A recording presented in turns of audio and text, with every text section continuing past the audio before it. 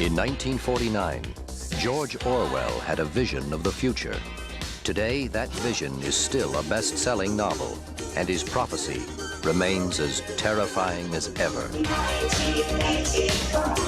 George Orwell's 1984 was published on June 8, 1949, and has since become one of the most iconic and widely read novels in the history of English literature.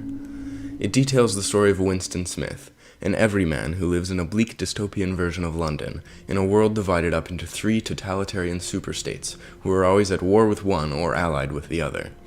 In Oceania, a state comprised of Great Britain, the Americas, Southern Africa, and Australia, the government is known as the Party, spearheaded by Big Brother, who watches all citizens with telescreens and the thought police.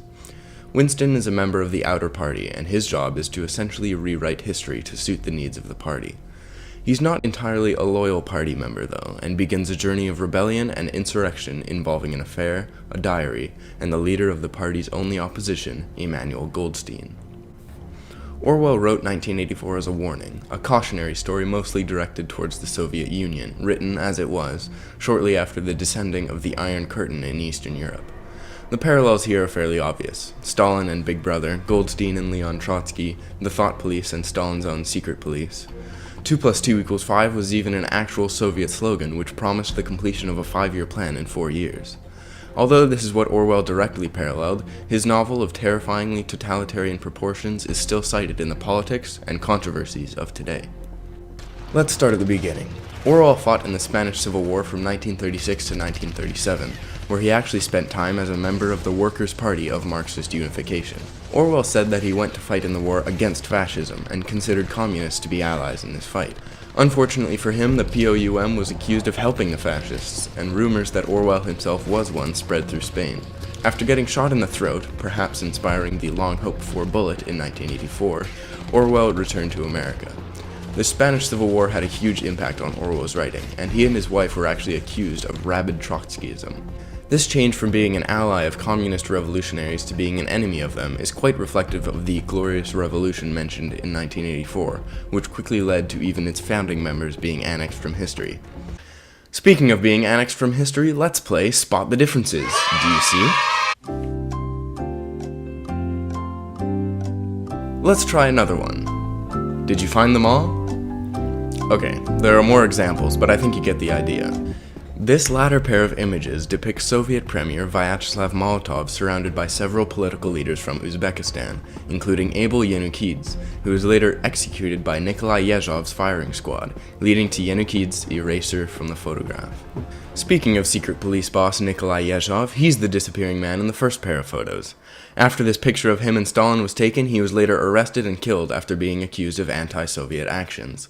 He was then erased from the image. Yezhov was extremely loyal to Stalin and the communist regime, but Stalin believed he had seen too much, and was therefore executed after a secret trial, which he came out of hysterically screaming and crying. Sound familiar? Room 101.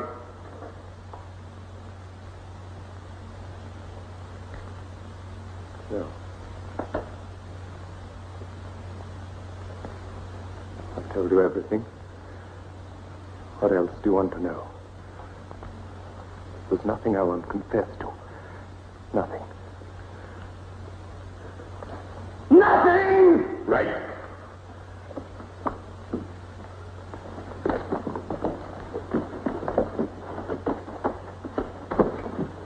A similar situation to Yezhov's is depicted again when Winston handles an image of Jones, Aronson, and Rutherford, 3 original members of the Glorious Revolution who were later dismissed, arrested, and executed by the party.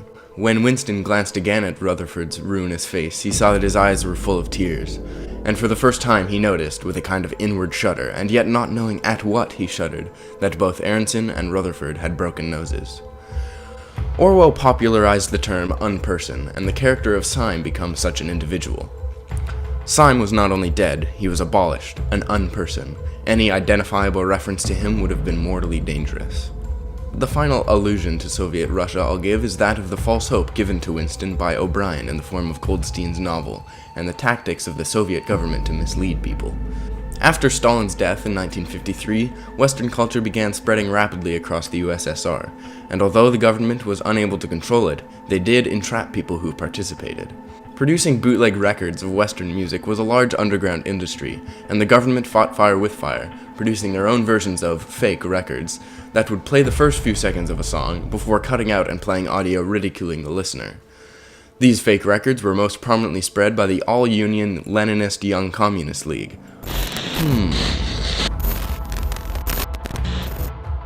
This is extremely similar to O'Brien's building of Winston's trust by loaning him the book and allowing him to keep the love nest with Julia, because it allowed Winston to be raised up in hope further, which would eventually lead to Winston's ultimate crash back down to the bottom, which is echoed in Winston's improved treatment near his Room 101 confession. They had given him a bath, and they allowed him to wash himself fairly frequently in a tin basin. The similarities between the societies of Oceania and Soviet Russia are many, and it would take quite a while to explain them all, so let's fast forward a bit. It's 2005, and a man by the name of Antoine Jones is arrested for drug possession. He is found not guilty on all charges except for conspiracy, where the jury is hung. The district prosecutors were upset at the loss, though, and filed another charge against Jones and his business partner. The thing is, though, that in order to arrest Jones back in 2005, they had attached a GPS tracker to Jones's Jeep, without judicial approval, something that the party of Jones eventually contested in 2011, where the Supreme Court ruled that it was a violation of the Fourth Amendment to install a GPS device to a citizen's vehicle without a warrant.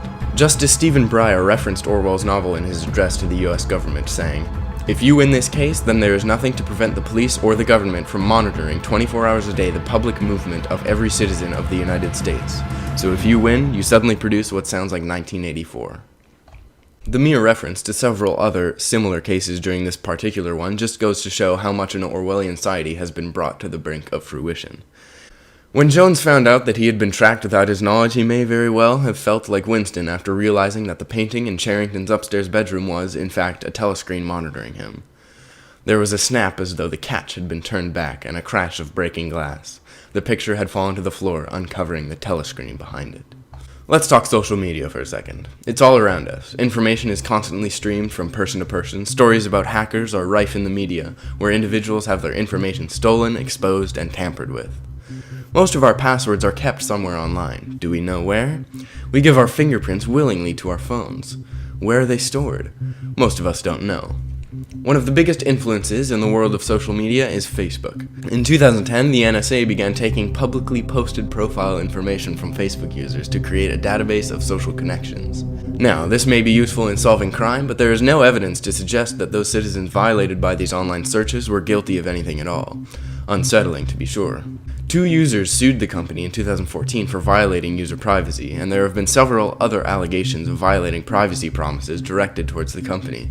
Social media is now an ever-present entity, and the world is still adjusting to its ability to share information without any regard. Now let's talk Trump, or more specifically, his former press secretary, Sean Spicer. The day after Donald Trump's inauguration, Spicer, at his very first press conference in January, claimed that the attendance of President Trump's inauguration had the largest audience to ever witness an inauguration, period, both in person and around the globe.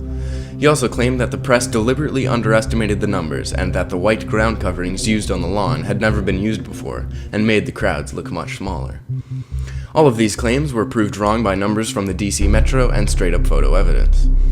Spicer was under a lot of fire for these false claims, but luckily, U.S. advisor to the president Kellyanne Conway stole the show pretty soon afterwards, uttering what is often cited as an Orwellian phrase.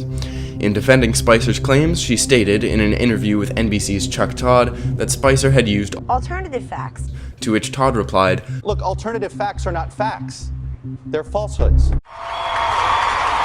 Within 4 days of this interview, sales of 1984 increased by 9,500%. Conway wasn't done there, though, and she later cited the Bowling Green Massacre as a justification for a travel ban enacted by the Trump administration. The problem was that the Bowling Green Massacre was entirely fictitious, a fake conflict used to incite rage and justify exclusion from a country.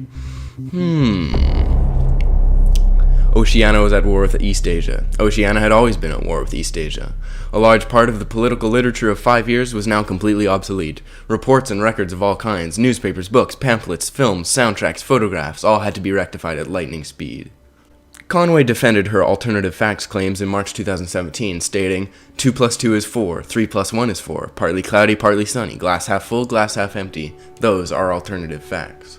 These simple idioms and phrases are unsettlingly similar to those used by the Soviet Union and, in turn, the party, with 2 plus 2 equals 5 and Big Brother is watching you. Of course, nobody believed Conway, and she became the object of ridicule for many days forward. But the mere false statement she uttered brings to mind what society would be like if citizens did indeed willingly believe all that the government told them, as is the case in George Orwell's 1984. Spicer, apparently feeling left out, came back to the spotlight and said a little something about Hitler, who didn't even sink to using chemical weapons. I'll let that sink in for a second. Of course, Spicer realized the error of his ways and quickly gave some words of clarification, but the fact remains that it was said, and that these alternative facts are eerily similar to the manipulation of history done by the party. She believed, for instance, having learnt it at school, that the party had invented aeroplanes. In his own school days, Winston remembered in the late 50s, it was only the helicopter that the party claimed to have invented. A dozen years later, when Julia was at school, it was already claiming the aeroplane. One generation more, and it would be claiming the steam engine. By the way, the phrase alternative facts was coined by the ghostwriter of Trump, The Art of the Deal, who defines it as truthful hyperbole, or an innocent form of exaggeration, and a very effective form of promotion. So there it is, the evidence that 1984, while written as a combatant of fascism and totalitarianism, is still extremely relevant today. Modern society today may not include telescreens, Room 101, or an ever-present, ever-changing war, but it does contain a whole lot of government controversy, violations of privacy, and press manipulation, all of which are rife in Orwell's tale as well. It is also worth noting that while 1984 was banned in the Soviet Union for obvious reasons, it has also been challenged in Florida for being pro-communist, and even in 2017 in Idaho, apparently due to its graphic sexual content, even though the furthest Orwell goes into description is Winston's own emotionless descriptions of his interactions with women. All he felt was incredulity and pride. He was glad that this was happening, but he had no physical desire. And during the Cold War, a Minnesota teacher was fired for refusing to take 1984 off the school's reading list. You're fired. 1984 stays relevant, no matter the year.